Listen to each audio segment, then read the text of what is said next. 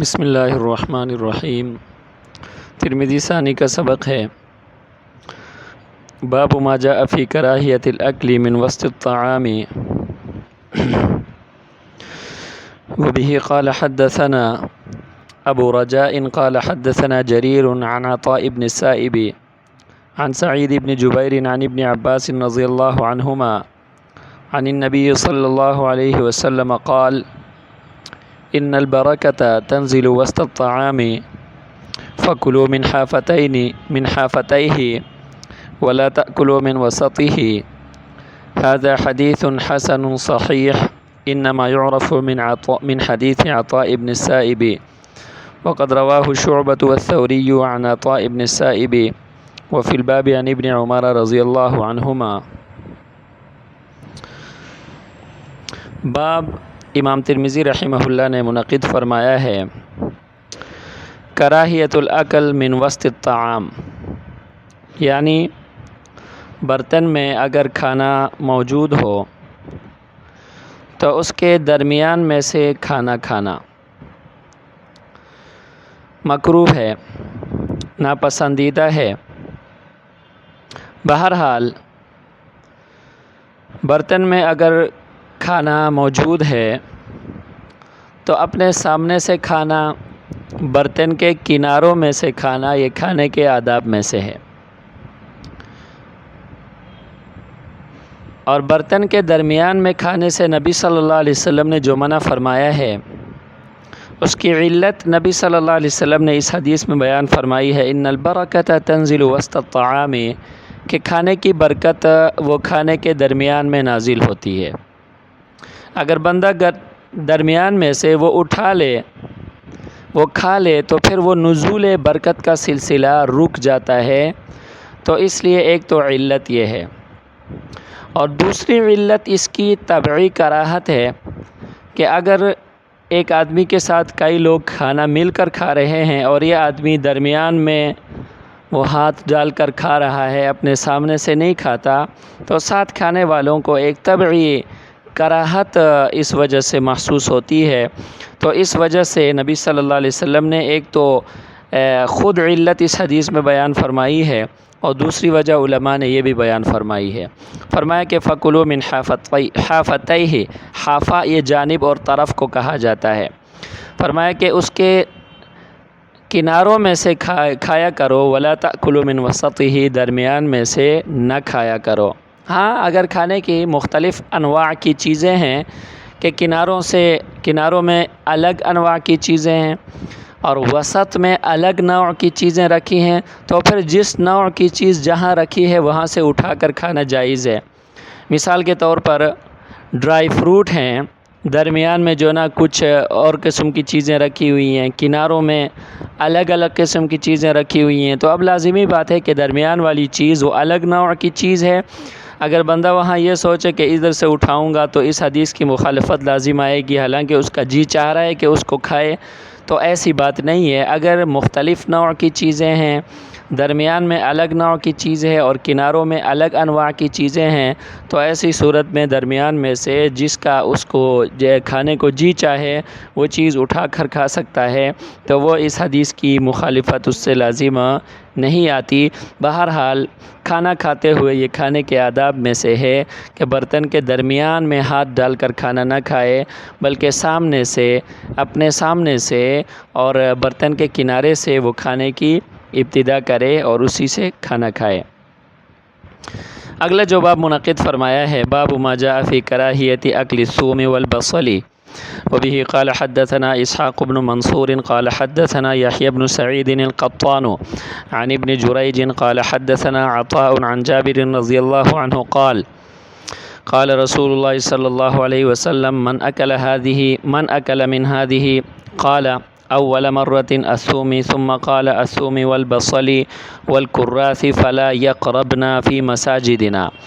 هذا حديث حسن صحيح وفي الباب عن عمر وأبي أيوب وأبي هريرة وأبي سعيد وجابر بن سمرة وقرة وابن عمر رضي الله عنهم۔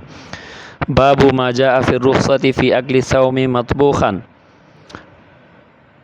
وبه قال حدثنا محمود بن غيلان قال حدثنا أبو داود قال أنبأنا شعبة عن سماك بن حرب سمع جابر بن سمرة رضي الله عنهما يقول نزل رسول الله صلى الله عليه وسلم على أبي أيوب وكان إذا أكل طعاما بعث إليه بفضله فبعث إليه يوما بطعام ولم يأكل منه النبي صلى الله عليه وسلم فلما أتى أبو أيوب النبي صلى الله عليه وسلم فذكر ذلك له فقال النبي صلى الله عليه وسلم فيه صوموا فقال يا رسول الله أحرام هو قال لا ولكني أكرهه من أجل ريحه هذا حديث حسن صحيح. وبه قال حدثنا محمد بن مدوية قال حدثنا مسدد قال حدثنا الجراح بن مليح عن أبي إسحاق عن شريك بن حنبل عن علي رضي الله عنه قال نهي عن أكل الثوم إلا مطبوخا. وقد روي هذا عن علي أنه قال نهي عن أكل الثوم إلا مطبوخا قوله. وبه قال حدثنا هناد قال حدثنا وكيع عن أبيه عن أبي إسحاق عن شريك بن حنبل عن علي رضي الله عنه أنه كره أكل الثوم إلا مطبوخا. هذا حديث ليس إسناده بذلك القوي. وروي عن شريك بن حنبل عن النبي صلى الله عليه وسلم مرسلا. وبه قال حدثنا الحسن بن الصباح البزار قال حدثنا سفيان بن عيينة عن عبيد الله بن أبي يزيد عن أبيه أن أم أيوب رضي الله عنها أخبرته أن النبي صلى الله عليه وسلم نزل عليهم فتكلفوا له طعاما فيه من بعض هذه البقول فكره أكله فقال لأصحابه كلوه فإنه لست كأحدكم إني أخاف أن أوذي صاحبي.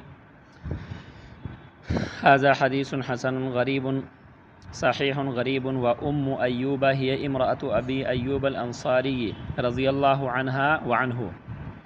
وبه قال حدثنا محمد بن حميد قال حدثنا زيد بن الحباب عن أبي خلدة عن أبي العالية قال الثوم من طيبات الرزق. وأبو خلدة اسمه خالد بن دينار وهو ثقة عند أهل الحديث. وقد أدرك أنس بن مالك رضي الله عنه وسمع منه. وأبو العالية اسمه رفيع وهو الرياحي. قال عبد الرحمن بن مهدي كان أبو خلدة خيارا مسلما. دو باب یک کے بعد دیگر قائم فرمائے ہیں. پہلے باب میں لہسن وغیرہ اور پیاز وغیرہ ان چیزوں کے کھانے کی کراہت کا بیان ہے، جبکہ دوسرے باب میں ان چیزوں کے کھانے کی اجازت کا بیان ہے. بہرحال حدیث کا ترجمہ دیکھیں.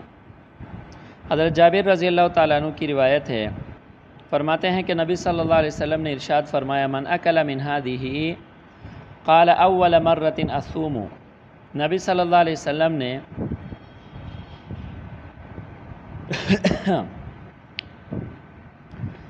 اشارہ فرماتے ہوئے لہسن کی طرف فرمایا کہ جس نے اس میں سے کھایا، ثوم لہسن کو کہا جاتا ہے. ثم قال، اور پھر دوسری مرتبہ فرمایا، صرف پھر ثوم کا نام نہیں بھی لیا، الثوم والبصل والکراس. ثوم لہسن کو کہا جاتا ہے، بصل پیاز کو کہا جاتا ہے، اور کراس گندنا کو کہا جاتا ہے. فرمایا کہ ان تین چیزوں کو جو بندہ کھائے فلا یقربنا فی مساجدنا، کہ وہ ہماری مسجدوں میں ہمارے قریب نہ آئے. اور اگلی جو روایت ہے، حدیث کے الفاظ میں کوئی مشکل الفاظ موجود نہیں ہیں. حضرت ابو ایوب انصاری رضی اللہ تعالی عنہ کے پاس نبی صلی اللہ علیہ وسلم جب مہمان بن کر ٹھہرے قیام فرمایا. وَكَانَ إِذَا أَكَلَ طَعَامًا بَعَثَ إِلَيْهِ بِفَضْلِهِ. نبی صلی اللہ علیہ وسلم جب کھانا تناول فرماتے تو بچا ہوا ان کے پاس بیچ دیا کرتے تھے. فضل بچے ہوئے کو کہا جاتا ہے، ما بقیہ کو کہا جاتا ہے. اس میں اور کوئی لفظ ایسا مشکل نہیں ہے کہ ہم اس کا ترجمہ کریں یا اس کی وضاحت کریں. بہرحال دونوں ابواب پر نظر ڈالتے ہیں، فقہی اعتبار سے ان کا کیا حکم ہے. لہسن ہے، پیاز ہے، گندنا ہے، اور اسی طرح ہر قسم کے وہ کھانے اور وہ سبزیاں کہ جن سے بو آتی ہے ان کا کھانا مکروہ ہے، اور کراہت تحریمی کے ساتھ جو ہے نا یہ کیا ہے؟ مکروہ ہے۔ اصحاب ظواہر کے نزدیک ان کا کھانا حرام ہے، جمہور کے نزدیک ان کا کھانا حرام نہیں ہے، البتہ مکروہ ہے بکراہت تحریمی۔ ہاں، اگر کوئی مریض ایسا ہے کہ اس کے لیے بطور دوا کے ان چیزوں کے استعمال کیا جائے تو پھر وہ کراہت بھی ختم ہو جائے گی، یعنی بلا کسی عذر کے ان بدبودار سبزیوں کو اور چیزوں کو کھانا کہ جن کی بدبو انسان کے منہ میں رہ جاتی ہے، جمہور کے نزدیک مکروہ بکراہت تحریمی ہے۔ اصحاب ظواہر میں سے خاص کر ابن حزم ظاہری اور دوسرے حضرات نے فرمایا ہے کہ ان کا کھانا حرام ہے۔ اصحاب ظواہر کی ایک دلیل تو حدیث باب ہے کہ نبی صلی اللہ علیہ وسلم نے فرمایا کہ جو ان چیزوں کو کھائے وہ ہماری مسجدوں میں ہمارے قریب نہ آئے۔ جماعت کی نماز میں شریک ہونے سے نبی صلی اللہ علیہ وسلم نے منع فرمایا ہے، لہٰذا اگر کوئی بندہ ان کو کھائے تو وہ جماعت کی نماز کے لیے مسجد میں نہ جائے، اپنی نماز اپنے گھر میں ادا کرے۔ اور بعض لوگ ایسے ہوتے ہیں کہ ان کے منہ سے ہر وقت بدبو ہوتی ہے، یہ ایک بیماری ہوتی ہے، گندہ دہن ان کو کہا جاتا ہے۔ جن لوگوں کو گندہ دہانی کی بیماری ہے ان کے منہ سے ہمیشہ بدبو آتی ہے، تو ان لوگوں کو بھی باجماعت مسجد میں جماعت کی نماز میں شریک ہونے کی اجازت نہیں ہے، اور وہ اپنے گھروں میں نماز ادا کریں۔ اگر وہ بضد مسجد میں آتے ہیں تو پھر ان کو مسجد سے روکا بھی جا سکتا ہے۔ بہرحال یہ تو حکم تھا جمہور کے نزدیک۔ اصحاب ظواہر میں نے عرض کیا کہ ان کا استدلال حدیث باب ہے۔ وہ فرماتے ہیں کہ دیکھیں نبی صلی اللہ علیہ وسلم نے ان لوگوں کو جماعت کی نماز ادا کرنے سے منع فرمایا ہے، اور جماعت کی نماز اصحاب ظواہر کے نزدیک فرض عین ہے۔ تو فرماتے ہیں کہ جو چیز فرض عین کے ترک کا سبب بنے اس چیز کو ترک کرنا فرض ہے۔ جو چیز فرض عین کے ترک کا سبب بنے اس چیز کو ترک کرنا کیا ہے؟ فرض ہے۔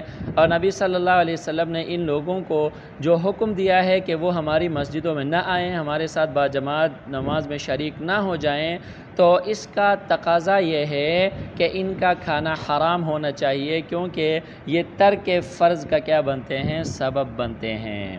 سمجھ میں آئی کہ نہیں آئی؟ بہرحال جمہور کے نزدیک جو ہے وہ نبی صلی اللہ علیہ وسلم نے ایک تو حدیث باب میں نبی صلی اللہ علیہ وسلم نے جو ارشاد فرمایا ہے فلا یقربن فی مسجدنا، تو اس پر مسلم کی جو روایت ہے ابو سعید خدری رضی اللہ تعالیٰ عنہ کی روایت، اس میں اضافہ بھی موجود ہے کہ لوگوں نے آپس میں بات چیت شروع کی کہ یہ چیزیں تو حرام ہو گئیں، یہ چیزیں تو حرام ہو گئیں۔ نبی صلی اللہ علیہ وسلم کو پتہ چل گیا تو نبی صلی اللہ علیہ وسلم نے فرمایا کہ اللہ کے بندو، میں نے ان کو حرام قرار نہیں دیا ہے کہ یہ حرام نہیں ہوئی ہیں، کیونکہ جس چیز کو اللہ نے حلال قرار دیا ہے میں اس کو حرام قرار نہیں دے سکتا۔ البتہ اتنی بات ہے وَلَكِنَّهَا شَجَرَةٌ أَكْرَهُ رِيحَهَا، لیکن یہ ایسے پودے ہیں کہ اور یہ ایسے پھل ہیں، ایسی سبزیاں ہیں کہ ان کی بدبو کو میں پسند نہیں کرتا۔ سمجھ میں آئی کہ نہیں آئی؟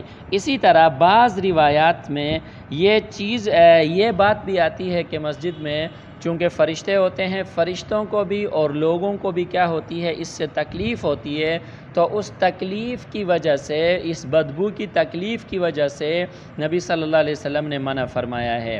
اور پھر اگلا باب جو اس کی ان چیزوں کے کھانے کے جواز پر دال ہے، اس میں بھی حضرت ابو ایوب انصاری رضی اللہ تعالیٰ عنہ نے سوال کیا کہ یا رسول اللہ یہ چیزیں کیا حرام ہیں؟ تو نبی صلی اللہ علیہ وسلم نے فرمایا کہ حرام نہیں ہے، لیکن میں بدبو کی وجہ سے ان کو ناپسند کرتا ہوں۔ اور اگلی روایات میں یہ بات بھی موجود ہے کہ نبی صلی اللہ علیہ وسلم نے ارشاد فرمایا کہ میرے ساتھیوں کو یعنی فرشتوں کو اس سے تکلیف ہوتی ہے، تو اس وجہ سے میں ان کو ناپسند کرتا ہوں۔ ان تمام روایات کا حاصل اور خلاصہ یہ ہے کہ ان چیزوں کا کھانا حرام نہیں ہے، بلکہ ان کا کھانا جو ہے نا وہ مکروہ ہے کراہت تحریمی کے ساتھ، کہ جب ان کے کھانے سے منہ کے اندر ان کی بدبو برقرار رہتی ہو، ان سی بدبو آتی ہو، اس صورت میں۔ اگلا جو باب فی الرخصۃ فی اکل الثوم مطبوخا سے بیان فرمایا ہے، اس کا حاصل یہ ہے کہ اگر کسی طریقے سے ان چیزوں کی بدبو کو دور کیا جائے، مثال کے طور پر پکانے سے اگر ان کی بدبو زائل ہو جائے تو ایسی صورت میں ان کا کھانا جائز ہے۔ خلاصہ کلام یہ ہے کہ ان کے کھانے کی مکروہ تحریمی ہونے کی وجہ ان کے اندر وہ بدبو ہے جس سے انسانوں کو اور فرشتوں کو تکلیف ہوتی ہے۔ اگر اس بدبو کو کسی بھی طریقے سے زائل کیا جائے، پکانے کے ذریعے سے ان کو زائل کیا جائے یا کوئی سرکہ وغیرہ اس میں ڈال کر ان کے بدبو کو زائل کیا جائے یا کسی اور طریقے سے ان کے بدبو کو زائل کیا جائے تو ایسی صورت میں ان کا کھانا پھر بلا کراہت جائز ہے۔ اگلے باب کا حاصل اور خلاصہ یہ ہے۔